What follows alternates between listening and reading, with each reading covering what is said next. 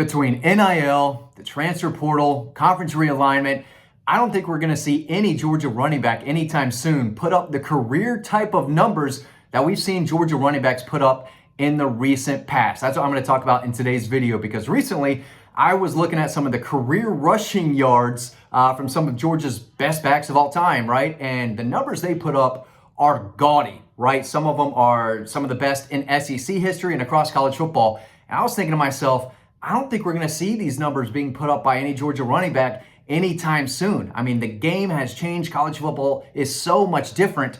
And to put up the numbers that not only Herschel, even though that was kind of in the way past now, but to put up the numbers that Nick Chubb, Sony Michel, and Todd Gurley did in the past decade plus, a lot has to happen and go their way. Number one, you have to stay for 3 or 4 years. And I know that Georgia running backs don't really transfer out, but you never know what the future holds. You also have to have an excellent offensive line in front of you, and the schedule that Georgia's going to have moving forward with conference realignment just makes every week that much tougher. And we saw Georgia really struggle to run the ball last year with 2 really good running backs, Trevor Etienne, Nate Frazier. And while I do think Nate Frazier is an outstanding back, I don't think he's really going to climb the career rushing yardage mark when you really break things down.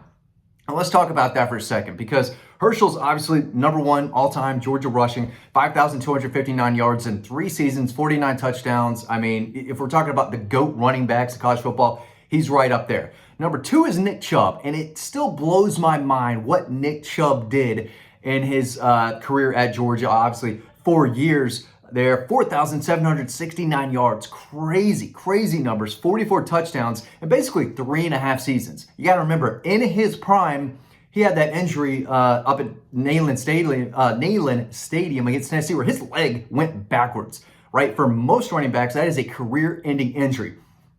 Not to Nick Chubb. He came back in 2016, had a good year. That was a really bad Georgia team, but we know what he did in 2017. Same with Sony Michel, a guy who came in with Nick Chubb in that 2014 class. Both of them were able to play as freshmen because of Todd's final season. I'm going to talk about that in a second. The suspension, the ACL that occurred against Auburn allowed Nick and Sony to really play a lot as freshmen. And that's what you have to do too, right? You're not going to put up any type of career numbers if you don't get significant playing time as a freshman. And as you all know, Nick Chubb ran wild on everyone in his true freshman season in 2014.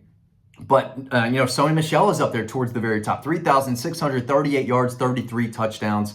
Some of the best numbers in program history. Todd Gurley, I'm going to talk about him in a second, but I want to go back to some of the recent backs. Like Kendall Milton was very good. Daijun Edwards, I think, is 14th all-time in career rushing, right?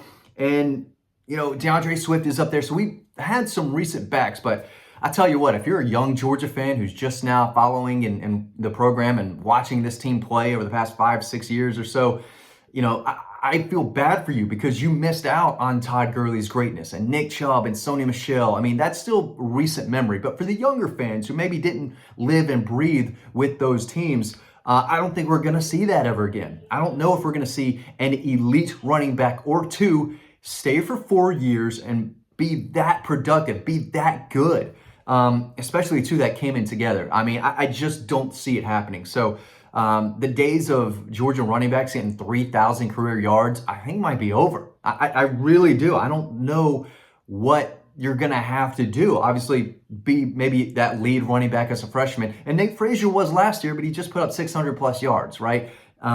He's going to have an outstanding sophomore and junior season for him to kind of climb those rankings. And maybe he enters the top 15, which is held by Zamir White right now. So I don't know how many of you think that Nate Frazier is going to run for more yards than Zamir White as far as a career goes. Probably not.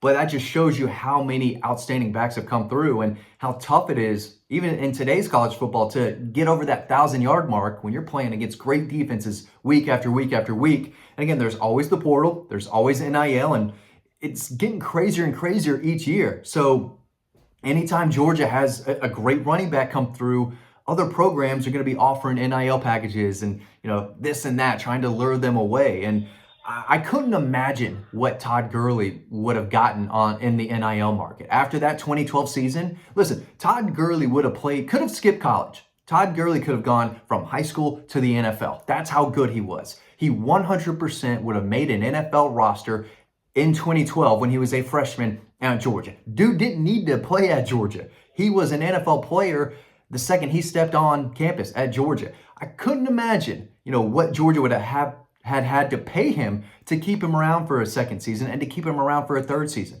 It blows my mind. Same with Nick and Sony. Now, those guys love Georgia, and the fact that they came back for a fourth year, I don't think we're going to see that happen anytime soon, right? Two great running backs after a bad third season. That 2016 season was awful, and those two kind of had to live and play through it.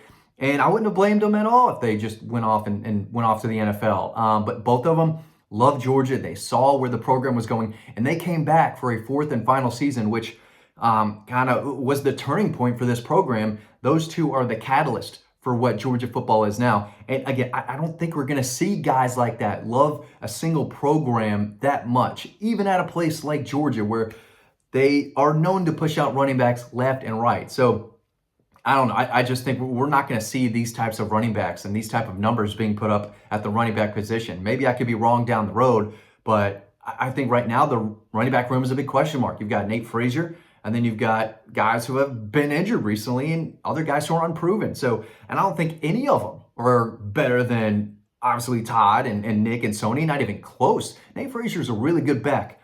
I'd probably pick DeAndre Swift. I'd pick Noshawn Marino. I would pick James Cook over Nate Frazier, and maybe I'll eat my words in a year or two, but you have to be talented, you have to be elite, you have to play early as a freshman, and you have to stick with the program year after year after year. If you're going to put up 3,000 yards in a career in today's college football, that is a lot.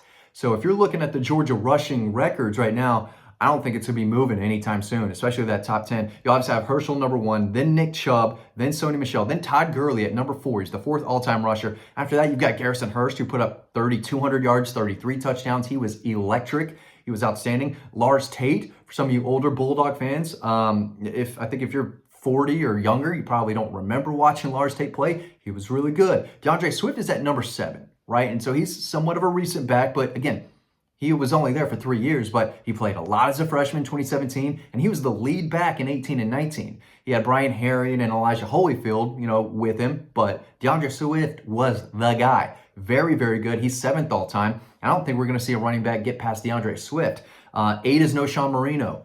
Crazy talented. I mean, probably one of the more underrated backs, as crazy as that sounds, in Georgia history. I don't think people remember how great that guy was, especially when after him came Todd and Nick and Sony and DeAndre and kind of so on and so on. But Noshawn Marino, for you younger Bulldog fans out there, he was a dog. Yeah, that dude was something else.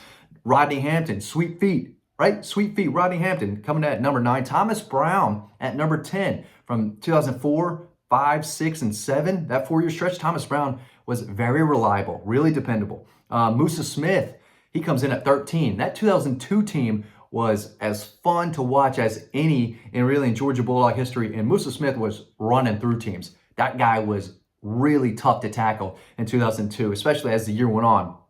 Just a bowling ball. And again, Daijun Edwards, probably going to surprise a lot of people because he shared, carries throughout his career. He's 14th all time at Georgia in rushing yards for a career, right ahead of Zamir White.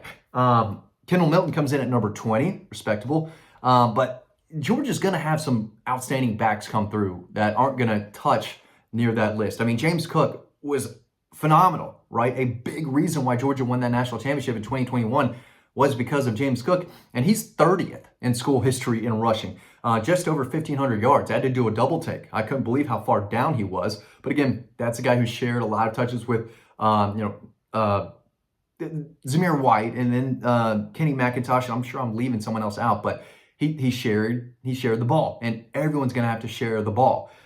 So that just makes things even tougher as well. But James Cook is behind Washaun Ely and Danny Ware on the all-time Georgia rushing list. I think that is going to surprise a lot of people. But at the end of the day, again, if you missed Todd and Sony and Nick, you got to be young if you didn't watch those guys. But I hate to break it to you, you're not going to see that happen anytime soon. Maybe for a long, long time. I think a special back is going to have to come in and give, 3 great seasons in a row, not go anywhere else, and, maybe a 4th year, maybe say no to the NFL draft, which is something that NFL or college backs just don't do.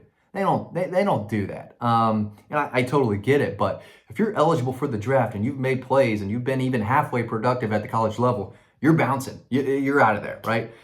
So yeah, I just think it's really, really tough. I was looking at the numbers, and I'm thinking to myself, ain't no way any Georgia running back anytime soon is gonna reach these guys. And guys that we just recently saw, right? Maybe I'm wrong. You let me know in the comment section. Not a video where I'm trying to teach y'all anything. I'm not giving out new information. Just a February conversation video talking about great Georgia running backs and, where they are all time in Georgia history. I think they're going to stay there. We'll see if I'm wrong. Let me know in the comment section below. Thanks for watching. I'll see you on the website.